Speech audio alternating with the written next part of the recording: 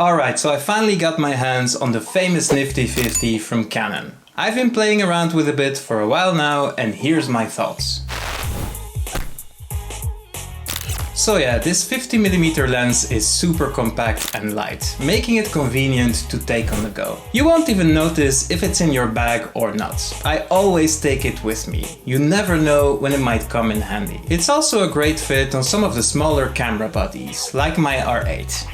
In terms of build quality, well, that lightweight comes at a cost. It's practically all plastic, apart from the mount, and the glass obviously. Also, no water resistance, so yeah, don't expect this to be on the same level as Canon's premium lenses, but that's okay. The portability and weight are what matters here. For controls, there's not much. There's a focus ring and a switch that you can use to change the focus ring into a control ring. On bigger Canon lenses, these are usually two separate rings.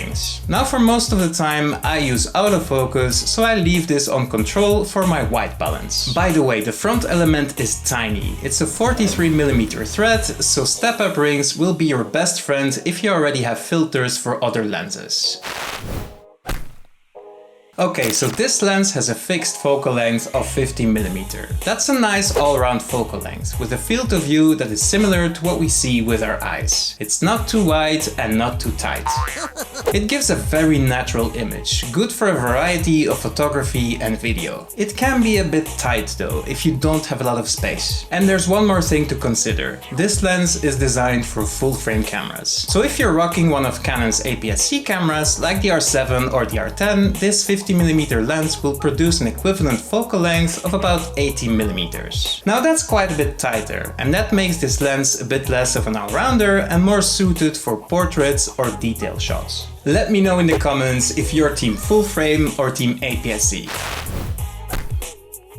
The RF Nifty 50 is a little powerhouse. The image quality coming out of this thing is really good. You can get some really good shots with it. Sharpness is surprisingly good, even at wide apertures. Maybe there's just a tiny bit of contrast missing in some of the details, as well as a bit of vignetting and chromatic aberration here and there. It's obviously not as good as some of Canon's more expensive glass, but there's really nothing to complain about here. The f1.8 aperture is great for low light situations, and of course a wider aperture means beautiful bokeh and subject separation. Really good stuff coming from such a small and inexpensive lens. In terms of autofocus, the STM motors perform really good. Maybe it's a tad slower than the more expensive lenses, but it's solid and reliable. What I don't like though is that the lens extends when changing focus. Now it's not by a lot, but it can be quite noisy, so if you're shooting video, something to consider. And unfortunately, this lens does not have built-in stabilization.